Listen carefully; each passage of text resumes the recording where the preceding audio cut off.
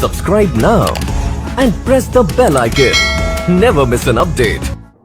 नमस्कार दोस्तों, मैं आशुतोष महेंद्र स्वागत करता हूं आपका जीएस के एक अनोखे सेशन में। दोस्तों, हम लोग प्रीवियस ईयर क्वेश्चंस की एक श्रृंखला चलाते हुए आ रहे हैं, जिसमें आज हम लोग का डे 9 है। और दोस्तों, टैगलाइन आपको देखिए क्लियर है, अब जीएस होगी और भी ज्यादा आसान। दोस्तों, प्रीवियस ईयर क्वेश्चन पेपर का क्या महत्व है ये आपको बताने की आवश्यकता नहीं है। आप कोई भी परीक्षा में बैठिए, एसएससी में, रेलवेज में, जितने भी स्टेट एग्जाम्स होते हैं, सभी परीक्षाओं में पिछले वर्षों के प्रश्न पत्र आपके बहुत ही महत्वपूर्ण होते हैं। और हम और आप सबसे पहले अगर हमें कोई चीज करनी चाहिए सिलेबस का अध्ययन करने के बाद, तो प्रीवियस ईयर क्वेश्चंस हमें सॉल्व करने चाहिए। क्यों? क्योंकि देखिए मेजॉरिटी ऑफ द क्वेश्चन रहते हैं उसी से रिपीटेड होते हैं। तो चलिए हम लोग स्टार्ट करते हैं आज का सेशन। ठीक है, चलिए। अब देखिए, आगे बढ़ने से पहले दोस्तों एक महत्वपूर्ण इंफॉर्मेशन आप लोगों के लिए हमारे अपकमिंग बैचेस से रिलेटेड है। हमारे अपकमिंग बैचेस स्टार्ट हो रहे हैं, अगर आप चाहें तो इनमें एडमिशन करा सकते हैं। पहला बैच हमारा 5 अक्टूबर से स्टार्ट हो रहा है, बैंक एसएससी। 12 अक्टूबर से बैंक और एसएससी का बैच।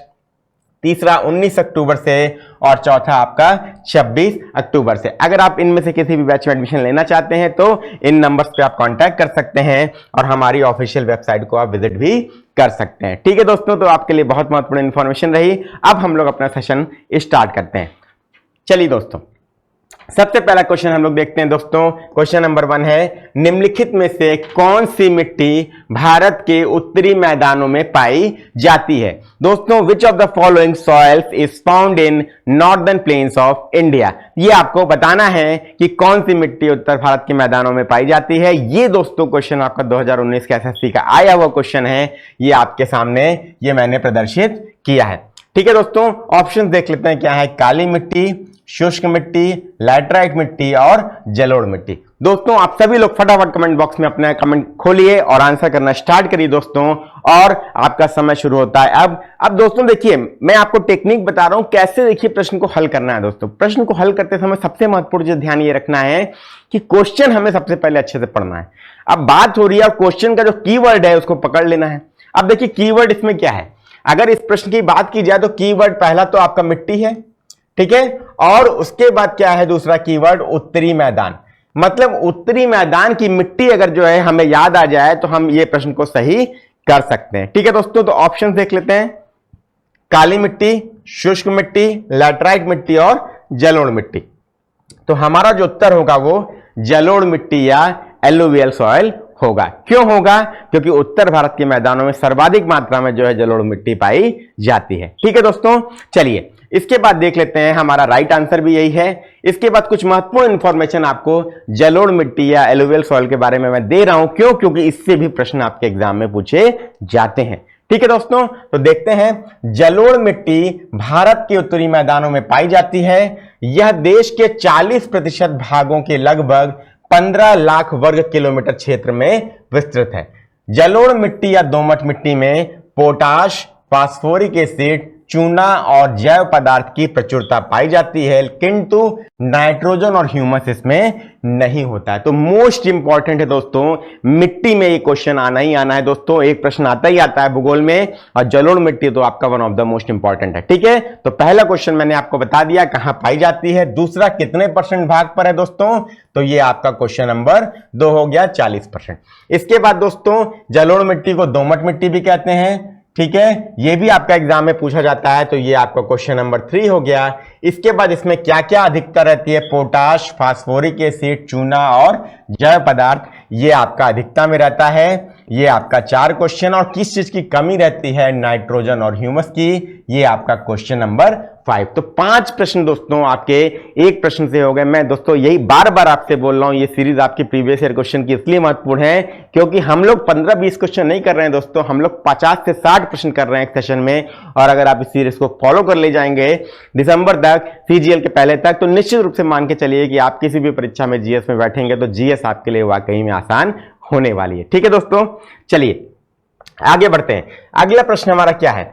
गंगा नदी का अधिकांश भाग भारत के किस राज्य से होकर बहता है? Most of the Ganges river flows through which state of India? ये हमें और आपको पता करना है। ठीक है, कमेंट बॉक्स खोलिए और फटाफट कमेंट करना शुरू करिए कि इसका सही उत्तर क्या होगा। पहला विकल्प है आपका पश्चिम बंगाल, दूसरा है बिहार, तीसरा है आपका उत्तराखंड और उत्तर प्रदेश, और चौथा है आपका पंजाब। तो 4 विकल्प हैं दोस्तों, और चयन करके बताना है कि क्या उत्तर होगा। तो चलिए देख लेते हैं। और आप और हम देखिए बिल्कुल अच्छे से गंगा नदी को जानते हैं, इसका ओरिजिन कहां से होता है ये भी जानते हैं, और मेजॉरिटी ऑफ द फ्लो जो है वो कहां पर है ये भी कहीं ना कहीं हम लोग जानते हैं। तो चलिए देखते हैं क्या इसका उत्तर होगा। इसका उत्तर है हमारा उत्तराखंड और उत्तर प्रदेश। आप सभी बच्चों ने कमेंट बॉक्स में उत्तर किया होगा, आप लोग मिला सकते हैं कि आपका उत्तर सही है। ठीक है दोस्तों, आगे देखते हैं दोस्तों अब कुछ इंफॉर्मेशन गंगा नदी के बारे में। इसकी कुल लंबाई 2525 किलोमीटर है। क्वेश्चन नंबर 2 जो आपके एग्जाम में आता है, ठीक है, मेजॉरिटी फ्लो कहां पर है, उत्तराखंड और उत्तर प्रदेश में। ठीक है, ये आपका क्वेश्चन ही था। कुल लंबाई इसकी उत्तराखंड उत्तर प्रदेश में कितनी है, 1450 किलोमीटर है। ठीक है दोस्तों, जिसमें से उत्तराखंड में 450 और उत्तर प्रदेश में 1000 किलोमीटर है। ठीक है दोस्तों, तो ये गंगा नदी के बारे में महत्वपूर्ण इंफॉर्मेशन रही। और आप लोग को देखिए महत्वपूर्ण चीज क्या है कि मैं दिखाने जा रहा हूं मैप में कि मेजॉरिटी ऑफ द फ्लो वाकई में उत्तराखंड और उत्तर प्रदेश में है कि नहीं। आप मैप से भी इसको आंसर कर सकते थे। देखिए कैसे करते हैं। चलिए देखिए दोस्तों, ये मैप है आपका, ये मैप है आपका। अगर आप लोग चाहें तो आप क्या कर सकते हैं, आप लोग चाहें तो देख सकते हैं गंगा नदी का ओरिजिन से लेकर, गंगा नदी का दोस्तों देखिए ये आपकी गंगा रिवर आ रही हैं, और ओरिजिन से लेकर दोस्तों ये देखिए ये आपका क्या है, रिवर गंगा है। ठीक है, ये आपकी गंगा नदी है, ये इलाहाबाद में जो यमुना नदी से संगम हो रहा है, ये वाराणसी है, ये पटना है, और इसके बाद दोस्तों ये आपका हुगली में एक ब्रांच नीचे चली जा रही है, और उसके बाद ये बांग्लादेश में पद्मा के नाम से एंटर कर रही है। ठीक है दोस्तों, और यहां पर ब्रह्मपुत्र आके इनसे मिल रही हैं। ब्रह्मपुत्र को बांग्लादेश में जमुना कहते हैं, और आपकी पद्मा और जमुना के संगम से मेघना रिवर का निर्माण हो रहा है। तो मैंने आपको देखिए गंगा रिवर एक बार फिर से बता दिया। वैसे मैंने गंगा नदी तंत्र पे एक वीडियो भी बनाया हुआ है, आप लोग चाहें तो उसको देख सकते हैं, चैनल पर अवेलेबल है। चैनल को लाइक शेयर और सब्सक्राइब करें।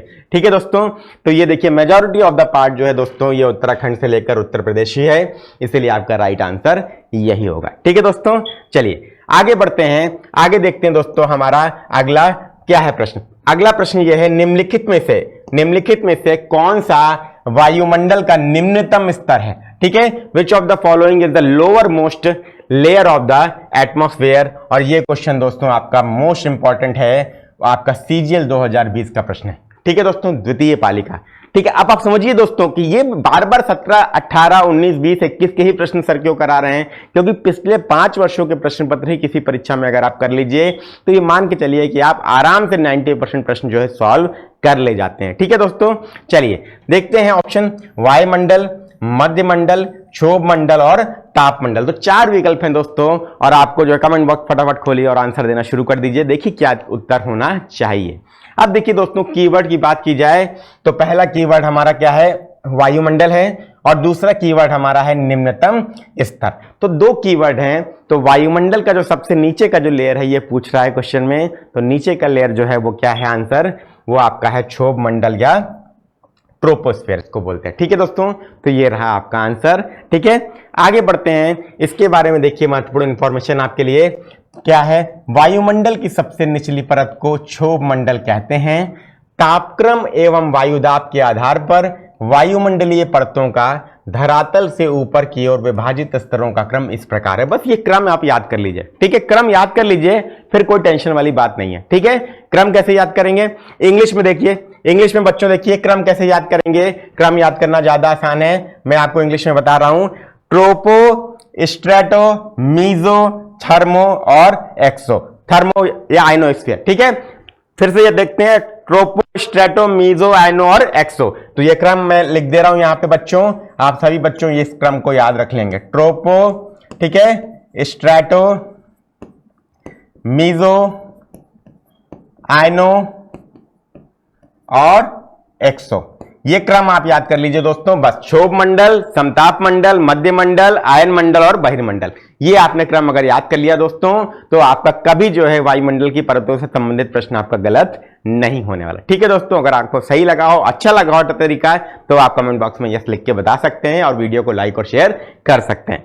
चलिए आगे बढ़ते हैं दोस्तों, हमारा अगला प्रश्न देख लेते हैं। विच instrument is used for measuring humidity of the atmosphere. तो हमें क्या बताना है, वायुमंडल में आर्द्रता मापने के लिए प्रयुक्त यंत्र को क्या कहते हैं, ये आपका क्या है क्वेश्चन है। और दोस्तों ये क्वेश्चन आपका सीजीएल 2016 का क्वेश्चन है। ठीक है दोस्तों, तो सीजीएल में सोचिए कैसे प्रश्न आते हैं, बहुत मुश्किल नहीं आते हैं दोस्तों, ट्रिकी क्वेश्चंस आते हैं। कीवर्ड क्या पकड़ते हैं, कीवर्ड देखते हैं, तो आप लोग कमेंट बॉक्स में अपना विकल्प बताइए। कीवर्ड देखते हैं हम लोग, आर्द्रता को मापन करना है, आर्द्रता को मापन करना है और ह्यूमिडिटी को मापना है हमें। तो ह्यूमिडिटी या आर्द्रता को मापने के लिए ऑप्शंस हैं बैरोमीटर, एनीमोमीटर, थर्मामीटर और हाइग्रोमीटर। तो 4 विकल्प हैं दोस्तों, तो 4 में हमें बताना है कि क्या इसका सही उत्तर होना चाहिए। चलिए देखते हैं दोस्तों क्या इसका आंसर होगा। आंसर है दोस्तों हाइग्रोमीटर। हाइग्रोमीटर क्या है, आपका आर्द्रता मापी है। ठीक है, और यही आपका सही उत्तर भी है। ठीक है, चलिए आगे बढ़ते हैं। अब देखिए हाइग्रोमीटर के बारे में कुछ इंफॉर्मेशन आपके लिए क्या है। हाइग्रोमीटर वह उपकरण है जिसकी सहायता से वायुमंडल की सापेक्षिक आर्द्रता की माप की जाती है।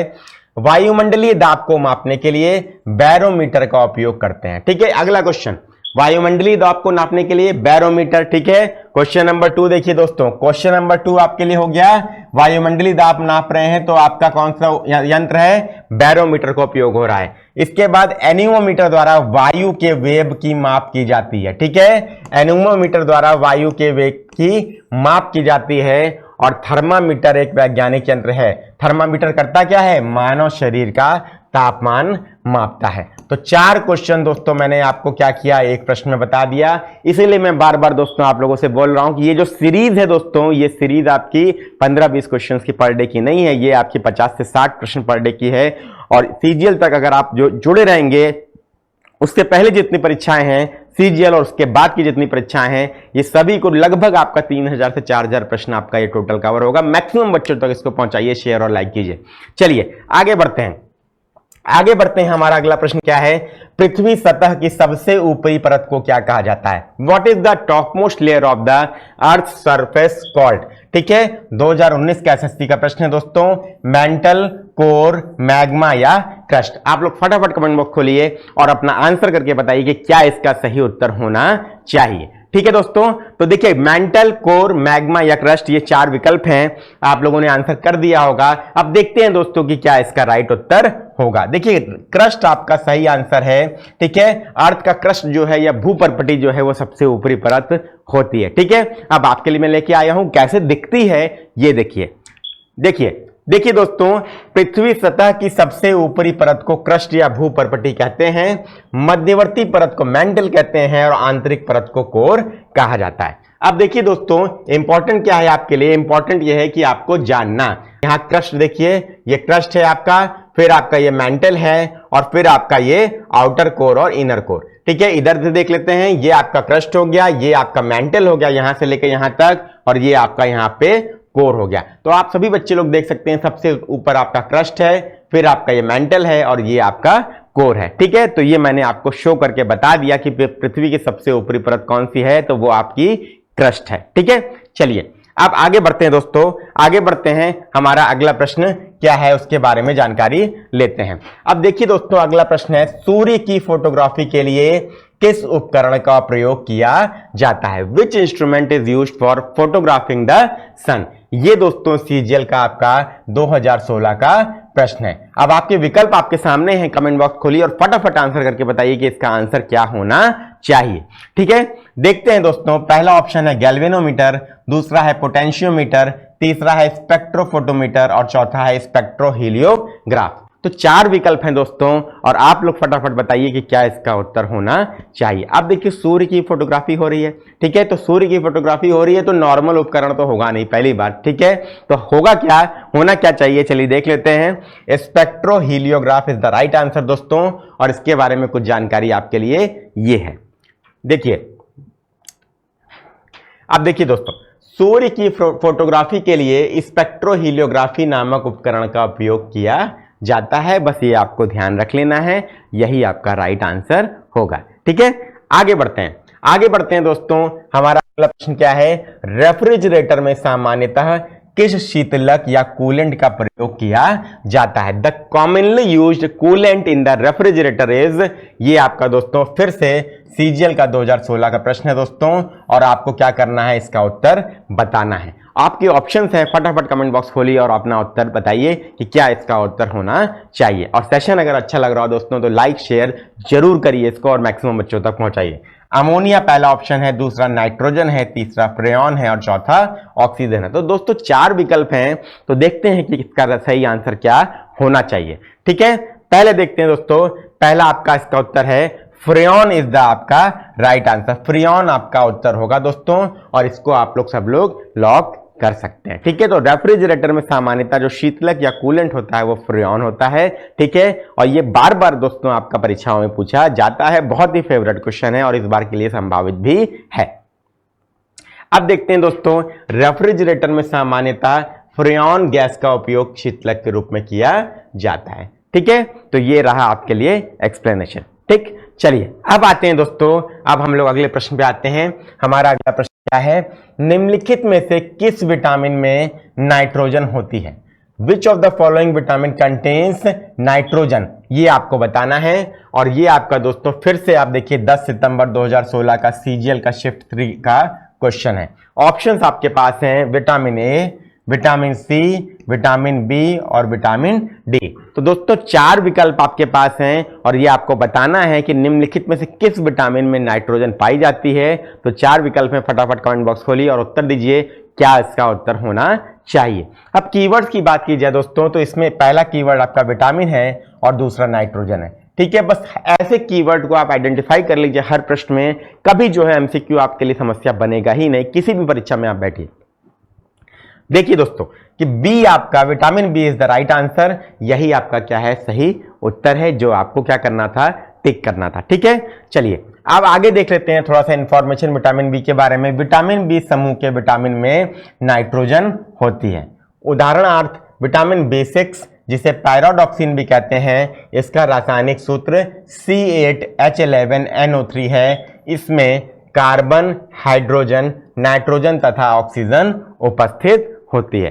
ठीक है दोस्तों, तो ये रहा आपका विटामिन बी से संबंधित जानकारी जो आपके लिए परीक्षा में पूछी जा सकती है। ठीक है दोस्तों, चलिए अब आगे बढ़ते हैं दोस्तों, अगला प्रश्न देखते हैं। हमारा अगला प्रश्न क्या है, अगला प्रश्न है which is used as an air pollution indicator. ठीक है, वायु प्रदूषण सूचक के रूप में निम्नलिखित में से कौन काम आता है? ठीक है, तो कौन काम आता है, फिर से आप देखिए 2016 का सीजीएल का प्रश्न है दोस्तों। ठीक है, और आपके ऑप्शंस क्या हैं, शैवाल, फफूंद, विषाणु और लाइकेन।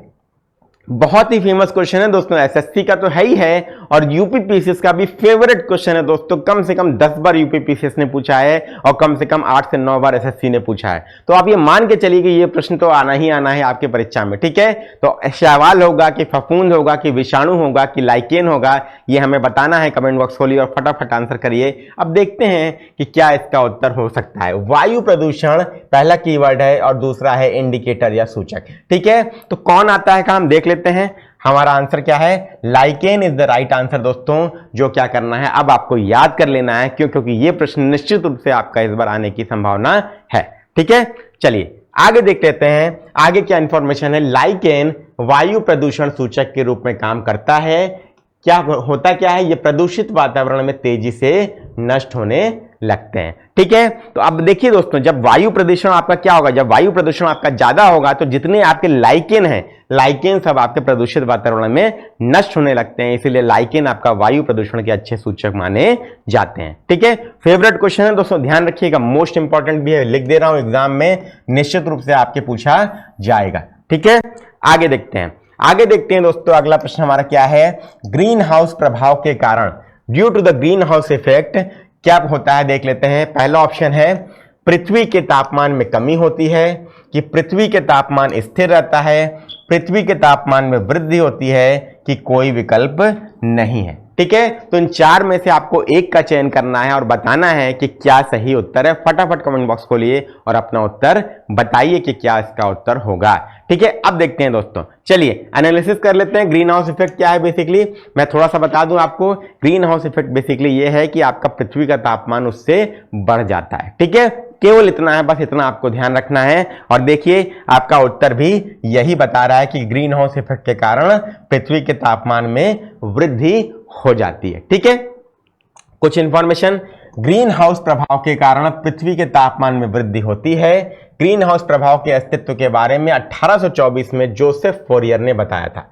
ग्रीन हाउस प्रभाव एक प्राकृतिक प्रक्रिया है जिसके द्वारा किसी ग्रह या उपग्रह के वातावरण में मौजूद तापमान को और अधिक गर्म करने में मदद करती है। बेसिकली है क्या, देखिए जो तापमान पृथ्वी का या किसी ग्रह का है वो और बढ़ जाता है, किसके कारण, ग्रीन हाउस इफेक्ट के कारण ऐसा बोला जा रहा है। और जोसेफ फोरियर साहब जो थे उन्होंने सबसे पहले 1824 में इसके बारे में बताया था। तो याद क्या रखना है, इनका नाम याद रखना है, क्यों, क्योंकि ये आपका एग्जाम में पूछा जा चुका है और दोबारा भी पूछा जा सकता है। ठीक है दोस्तों, चलिए इसीलिए मैं बोल रहा हूं दोस्तों 15-20 क्वेश्चन नहीं, 50-60 क्वेश्चन की श्रृंखला है पर डे की, और आप 75 से 80 दिन लेंगे तो कम से कम 3000 से 4000 प्रश्न आपके तैयार हो जाएंगे। आप परीक्षा में बैठेंगे तो आपको डिफरेंस समझ में आएगा। फॉलो करिए सीरीज को। चलिए अगला दोस्तों, पृथ्वी पर जीवन के लिए ओजोन परत का क्या महत्व है, यह हमारा अगला प्रश्न है। What is the importance of the ozone layer for life on earth. पहला है दोस्तों, यह हमें अम्लीय वर्षा से बचाती है। दूसरा, यह हमें बर्फबारी से बचाती है। यह हमें पराबैंगनी विकिरण से बचाती है। और यह हमें क्या करती है, it protect us from rainfall, वर्षा से बचाती है। तो 4 विकल्प हैं दोस्तों, और हमें और आपको चयन करना है। कमेंट बॉक्स खोलिए और फटाफट उत्तर दीजिए कि क्या इसका उत्तर होना चाहिए। और आप सभी लोग दोस्तों, आप कहीं ना कहीं इस चीज को जानते भी होंगे कि ओजोन परत का हमारे जीवन में क्या महत्व है। और मैं इसीलिए बोलता हूं दोस्तों, सिलेबस में सामान्य जागरूकता है, जनरल अवेयरनेस है, अवेयर नागरिक बनना है। अवेयर अगर सिटीजन बन जाएंगे तो जीएस आपके लिए वैसे भी आसान हो जाएगी। व्यावहारिक जीवन से रिलेट करके आपको पढ़ा रहा हूं कि आपके जेहन में हमेशा के लिए बच जाए और फिर कभी नहीं भूलेगी आपको जीएस। ठीक है, आप देखिए 2021 का ही प्रश्न है और आंसर देख लेते हैं क्या है। पराबैंगनी विकिरण से हमारी रक्षा करती है। ठीक है, आगे देखते हैं दोस्तों, अगला देखते हैं कुछ इंफॉर्मेशन। ओजोन परत प्राकृतिक रूप से पृथ्वी के ऊपर समताप मंडल में अवस्थित है। ठीक है, समताप मंडल कौन सा, स्ट्रेटोस्फीयर। ठीक है, जहां यह एक सुरक्षात्मक परत बनाती है। यह परत हमें सूर्य की हानिकारक पराबैंगनी विकिरणों से बचाती है। तो स्ट्रेटोस्फीयर में स्थित है। यह आपका एक और प्रश्न हो गया दोस्तों, ओजोन, जो आपका परीक्षा में पूछा जाता है। ठीक है दोस्तों, तो बस ये ध्यान रखना है। ठीक है, आगे बढ़ते हैं। अगला प्रश्न देखते हैं। भारत में वैदिक सभ्यता किस नदी के किनारे विकसित हुई थी। और सीजीएल का 2020 का प्रश्न है दोस्तों। किसका प्रश्न है, सीजीएल का 2020 का प्रश्न है कि वैदिक सभ्यता किस नदी के किनारे विकसित हुई थी, ये आपको बताना है। और विकल्प आपके हैं तापी नदी, गोदावरी नदी, नर्मदा और सरस्वती। तो 4 में से क्या विकल्प होगा, फटाफट कमेंट बॉक्स खोलिए और आंसर करके बताइए। और सेशन को लाइक और शेयर जरूर करिए दोस्तों, मैक्सिमम बच्चों तक। ठीक है, चलिए अब देखते हैं कि क्या इसका उत्तर होना चाहिए। सरस्वती नदी के किनारे दोस्तों वैदिक सभ्यता विकसित हुई थी। मोस्ट इंपॉर्टेंट आपका क्या है, ये आपका क्वेश्चन भी है और हर एग्जाम में दोस्तों ये कहीं ना कहीं पूछा गया है। ठीक है, आगे दोस्तों देखते हैं। भारत में वैदिक सभ्यता सरस्वती नदी के किनारे विकसित हुई थी। ऋग्वेद के नदी सूक्त में सरस्वती का उल्लेख है। ठीक है दोस्तों, तो ऋग्वेद के नदी सूक्त में इसका उल्लेख है, तो ये आपके लिए महत्वपूर्ण है। ठीक है, आगे देखते हैं दोस्तों, अगला प्रश्न हमारा क्या है। अगला प्रश्न देखते हैं, पोलो या चौगान खेलते समय निम्नलिखित में से किस सुल्तान की मृत्यु हुई थी। और ये क्वेश्चन आपका दोस्तों सीजीएल का 2016 का प्रश्न है। ठीक है, आप देख लेते हैं ऑप्शंस क्या है। कुतुबुद्दीन ऐबक, बलबन, इल्तुतमिश और नासरुद्दीन महमूद। फटाफट कमेंट बॉक्स खोलिए और उत्तर देख के बताइए कि क्या होगा इसका आंसर। आप सभी बच्चों ने पढ़ा होगा इतिहास में, पोलो या चौगान खेलते समय किसकी मृत्यु हुई थी। तो आप सभी लोग देखिए इसका उत्तर क्या है, कुतुबुद्दीन ऐबक। इनकी मृत्यु चौगान या पोलो खेलते हुए हुई थी। और इस बार भी दोस्तों ये प्रश्न आपका निश्चित रूप से आ सकता है। ठीक है, सुल्तान कुतुबुद्दीन ऐबक की मृत्यु चौगान के खेल आधुनिक पोलो की भांति एक खेल में घोड़े से गिरने से 1210 में हो गई थी। उसे लाहौर में दफनाया गया और गुलाम वंश का संस्थापक भी इनको माना जाता है। तो 3 प्रश्न है दोस्तों। गुलाम वंश का संस्थापक कौन है, यह आपका क्वेश्चन नंबर 2 हो गया। मृत्यु कब हुई थी, 1210 में। ठीक है, इसके बाद क्वेश्चन नंबर 3 हो गया। और आपका कौन सा खेल था, पोगान, ये आपका पोलो या चौगान। ठीक है दोस्तों, तो ये आपका क्या हो गया, ये आपका प्रश्न हो गया। और मृत्यु कैसे हुई थी, ये आपका घोड़े से गिरने की वजह से, ये आपका क्वेश्चन नंबर 4। तो 4 प्रश्न दोस्तों आपके इसमें भी हो गए। ठीक है, आगे देखते हैं दोस्तों। अगला प्रश्न हमारा क्या है, निम्नलिखित शासकों में से कौन तुलु वंश का शासक था? 2021 का प्रश्न है। पुष्यमित्र शुंग, कृष्णदेवराय, विष्णुवर्धन और सिम्हा विष्णु। तो 4 विकल्प हैं दोस्तों, फटाफट कमेंट बॉक्स खोलिए और इसका उत्तर देके बताइए कि क्या उत्तर होगा। ठीक है, तुलु वंश का नाम आता है तो हमारे दिमाग में एक ही नाम आता है दोस्तों इतिहास में, कृष्णदेवराय, और वही आपका एकदम सही उत्तर इसमें होगा। ठीक है दोस्तों, चलिए आगे बढ़ते हैं। आगे देखिए, कृष्णदेवराय तुलु वंश के शासक थे। वीर नरसिंह ने तुलु वंश की स्थापना की थी। कृष्णदेवराय का शासनकाल विजयनगर में तेलुगु साहित्य का क्लासिक युग माना जाता है। उसके दरबार में तेलुगु के 8 महान दिग्गज और कवि थे जिन्हें अष्टदिग्गज कहा जाता था। तो फिर से दोस्तों, एक प्रश्न में कई प्रश्न। पहला, तुलु वंश के शासक थे, ये तो हो गया। ये आपके वीर नरसिंह क्या थे? ये संस्थापक थे, क्वेश्चन नंबर 2 हो गया। ठीक है, इनका शासनकाल तेलुगु साहित्य का क्लासिक युग माना जाता है, क्वेश्चन नंबर 3। और 8 महान दिग्गज जो अष्टदिग्गज थे, ये आपके क्वेश्चन नंबर 4। तो 4 प्रश्न दोस्तों इसके अतिरिक्त भी इससे पूछे जाएंगे। ठीक है, चलिए सेशन को लाइक शेयर जरूर करें। इसके बाद दोस्तों, दिल्ली स्थित कुतुब मीनार में कितनी मंजिलें हैं, ये आपको बताना है। ये आपका 5, 8, 6 और 7, ये आपके 4 विकल्प हैं। फटाफट कमेंट बॉक्स खोलिए और अपना उत्तर बताइए कि क्या इसका उत्तर होना चाहिए। और 2021 का ही प्रश्न है दोस्तों, इंपॉर्टेंट भी है और आप सभी लोगों ने कुतुब मीनार को सुना भी होगा। ठीक है, देखते हैं इसका उत्तर क्या होगा। इसका उत्तर आपका क्या है दोस्तों? 5 इसका आपका सही उत्तर है। और देखते हैं कुछ एक्सप्लेनेशन इसके बारे में। कुतुब मीनार दिल्ली में स्थित है। इसका निर्माण कुतुबुद्दीन ऐबक ने 1206 से 10 में किया। इल्तुतमिश ने 1221 से 36 के कार्यकाल में पूरा हुआ इसका निर्माण। और सूफी ख्वाजा कुतुबुद्दीन बख्तियार काकी के नाम पर इसका नाम कुतुब मीनार रखा गया था। निर्माण वर्ष के अनुसार 13वीं शताब्दी में यह बनवाया गया था। फिरोज शाह तुगलक के शासनकाल में इसकी 4थी मंजिल को काफी हानि पहुंची, जिस पर फिरोज ने 4थी मंजिल के स्थान पर 2 और मंजिलों का निर्माण करवाया। इस प्रकार कुतुब मीनार में कुल 5 मंजिलें हो गई। तो इंपॉर्टेंट चीज क्या है दोस्तों, कई सारे प्रश्न है इसमें। पहला तो कहां पे स्थित है, तो दिल्ली में स्थित है। ठीक है, निर्माण कुतुबुद्दीन ऐबक ने किया और पूरा कब हुआ? इल्तुतमिश के शासनकाल में। फिर ख्वाजा कुतुबुद्दीन बख्तियार काकी के नाम पर इसका नाम कुतुब मीनार रखा गया और 13वीं सदी में से बनवाया गया। फिरोज शाह तुगलक के टाइम में चौथी मंजिल जो है उसको टूट गई और फिरोज शाह तुगलक ने 4थी मंजिल के स्थान पर 2 और मंजिल बना दी। इस प्रकार आपकी टोटल कितनी मंजिल हो गई? 5 मंजिल हो गई। तो उम्मीद करता हूं कि आपका टोटल क्वेश्चन आपका क्लियर हो गया कुतुब मीनार का। अब कोई प्रश्न आपका गलत नहीं होगा। ठीक है दोस्तों, तो सेशन को लाइक शेयर जरूर करें। आगे दोस्तों, अब अगला प्रश्न है जो आपका होमवर्क क्वेश्चन भी है। गोल गुंबज किस सदी में बनाया गया था दोस्तों? यह सीजीएल का आपका 2017 का प्रश्न है और आपके सामने विकल्प है 15वीं सदी, 16वीं सदी, 17वीं सदी और 18वीं सदी। तो आप सभी लोग दोस्तों क्या कीजिए, इसका उत्तर अपने कमेंट बॉक्स में देंगे और उनके नाम मैं शो करूंगा। ठीक है, जब मैं अगले क्लास आपकी लूंगा। तो सेशन से जुड़े रहिए और डेली 1 PM पे आपको क्लासेस मिल रही हैं। फॉलो करिए। 3000 से 4000 प्रश्न आपके कंप्लीट हो जाएंगे एग्जाम से पहले।